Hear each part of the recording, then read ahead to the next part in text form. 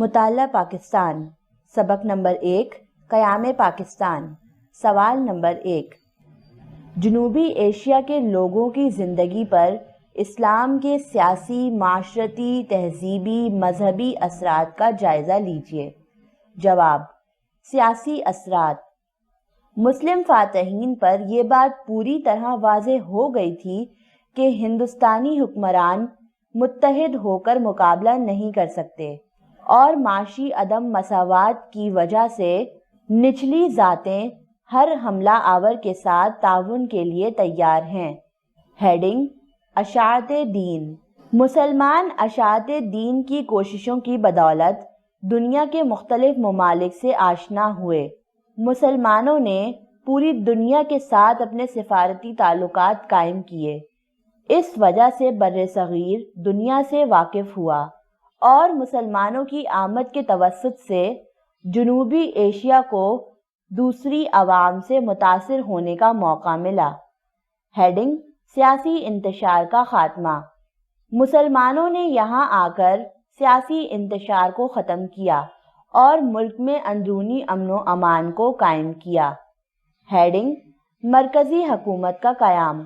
مسلمان جہاں بھی گئے وہاں انہوں نے مضبوط مرکزی حکومت کو قائم کیا اور چھوٹی چھوٹی مقامی حکومتیں ختم ہوتی گئیں، کیونکہ انہوں نے لمبے عرصے تک شمالی برصغیر کو مرکزی حکومت کے ماتحت رکھا اور سارے علاقے میں اندرونی امن و امان بحال کر کے بدامنی کو کچل دیا۔ یوں ایسے حالات پیدا ہو گئے جن سے تمدنی ترقی ہونا شروع ہو گئی۔ ہیڈنگ: فنون جنگ میں ترقی۔ فنون جنگ میں بھی بہت ترقی کی۔ مسلمانوں کی جنگی تدابیر، نظم و ضبط اور لڑنے کا طریقہ ایسا تھا کہ تعداد میں کئی گنا زیادہ دشمنوں پر بھی فتح پا جاتے تھے۔ اس علاقے میں بحری فوج کی ابتدا اسی زمانے میں ہوئی، اگرچہ اس شعبے میں جنوبی ایشیا کے مسلمان زیادہ ترقی نہ کر سکے۔ ہیڈنگ: معاشرتی اثرات۔ جنوبی ایشیا میں مسلمانوں کی آمد سے جو معاشرتی تبدیلیاں رونما ہوئیں وہ درج ذیل ہیں۔ تعمیراتی تبدیلیاں۔ جنوبی ایشیا میں مسلمانوں کی آمد سے جو تعمیرات میں انقلابی تبدیلیاں رونما ہوئیں وہ یہ تھیں کہ ہندو تنگ و تاریخ گھروں میں رہتے تھے، جبکہ مسلمانوں نے وسیع و عریض اور ہوادار مکانات تعمیر کیے۔ یہ طرز تعمیر ہندوستان میں عام ہونے لگا۔ ذات پات کی مدت میں کمی۔ ہیڈنگ: ہندو مذہب پر ذات پات کا نظام رائج تھا۔ اسلام کی آمد کے بعد یہ نظام کمزور ہونے لگا۔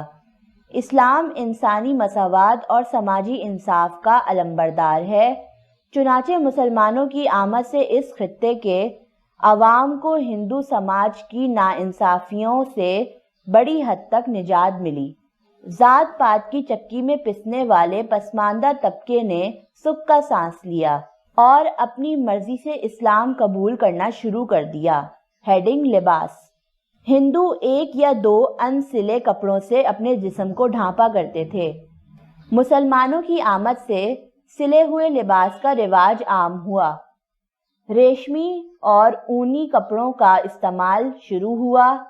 مسلمانوں نے لباس کا جو طریقہ رائج کیا وہ بہت زیادہ باپردہ اور خوبصورت تھا۔ ہیڈنگ: پکوان۔ مسلمانوں کی آمد سے جنوبی ایشیا کے لوگوں کے خورد و نوش کے انداز بدلے۔ خاص طور پر عہد اکبری سے ایک خاص تبدیلی رونما ہوئی، وہ یہ تھی کہ ہندو مسلم شادیوں نے رواج پایا۔ ہندوؤں نے مسلمان عورتوں سے شادیاں کی، جس سے ہندو پکوان کے طور طریقے بدلے۔ اس کی جگہ مسلمانوں کے پکانے کے طریقوں نے لے لی۔ ہیڈنگ: امن و امان کا قیام۔ مسلمانوں نے تمام ملک میں امن و امان قائم کیا۔ اس سے شاہراہیں محفوظ ہو گئیں، تجارت و صنعت کو بہت ترقی ہوئی، بحری تجارت اپنے عروج کو پہنچی اور دور دراز ممالک کے ساتھ تجارتی روابط قائم ہو گئے۔ یوں جنوبی ایشیا میں خوشحالی کا دورہ ہو گیا۔ ہیڈنگ تہذیبی اثرات۔ جنوبی ایشیا میں آنے سے پہلے مسلمان دیگر مہذب دنیا کے اکثر و بیشتر حصے پر چھا چکے تھے، اس لیے ان کے علوم و فنون اور تمدن میں قریب ساری مہذب دنیا کی تمدنی خصوصیات موجود تھیں۔ مسلم تہذیب نہایت بلند پایہ حیثیت رکھتی تھی، اس لیے اس نے جنوبی ایشیا کی پسماندہ تہذیب کو جھنجھوڑ کر رکھ دیا اور اس کے خد و خال میں اہم مثبت تبدیلی رونما ہوئی۔ ہیڈنگ مذہبی اثرات۔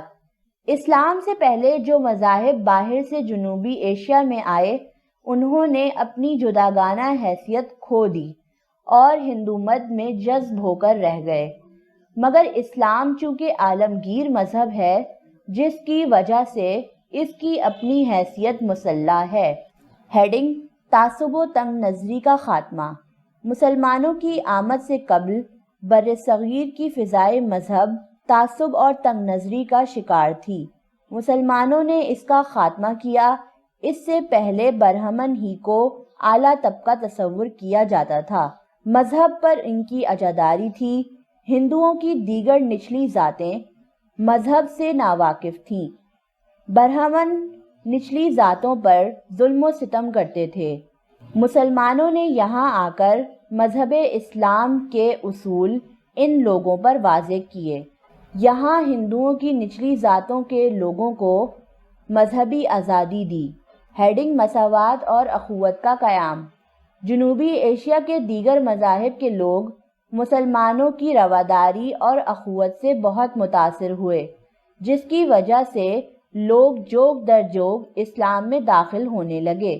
اس طرح اسلامی اصول و ضوابط کو اپناتے ہوئے ان میں اونچ نیچ کا فرق ختم ہوا، جس سے تمام لوگوں میں مساوات اور اخوت نے فروغ پایا، جس سے یگانگیت اور بھائی چارے کا قیام تیزی سے عمل میں آیا۔ اسلامی توحید اور مساوات کے اثرات اس قدر غالب آئے کہ ہندو مت میں ایسے بھگت پیدا ہونے لگے جنہوں نے بت پرستی سے نفرت کا اظہار کیا اور ہندو مت کے حقائق کے اصولوں پر گہری نکتہ چینی کی۔ ہیڈنگ اصلاحی تحریک۔ جنوبی ایشیا میں جن اصلاحی تحریکوں کا آغاز ہوا، اس میدان میں نامور صوفیہ اور علماء کی خدمات ناقابل فراموش ہیں۔ ابتدا میں جنوبی ایشیا میں آنے والے بزرگوں میں حضرت علی اجویری کا نام سر فہرست ہے۔ ان کے علاوہ اور بھی بہت سے بزرگان دین نے گراں قدر خدمات انجام دیں۔ ہیڈنگ نظریہ توصوف کا قیام۔ نظریہ توصوف کے قیام میں جن نامور صوفیہ کی خدمات ناقابل فراموش ہیں، ان بزرگان میں صاحب تصنیف عالم بھی تھے جنہوں نے اپنے قلم سے توصوف پر روشنی ڈالی۔ دیگر مذاہب کے لوگ ان صوفیہ اکرام کی پاکیزہ زندگی، بلند کردار اور حسن اخلاق سے خود بخود کھنچے چلے آتے تھے۔ مسلم معاشرے کے معیار کو بلند کرنے میں ان کا کلیدی کردار ہے۔ ویڈیو پسند آنے کی صورت میں لائک، کامنٹ اور شیئر کریں۔ ہمارے چینل کو سبسکرائب کریں اور بیل نوٹیفیکیشن کو آن کر دیں تاکہ نئے آنے والی ویڈیوز آپ کو بآسانی مل سکیں۔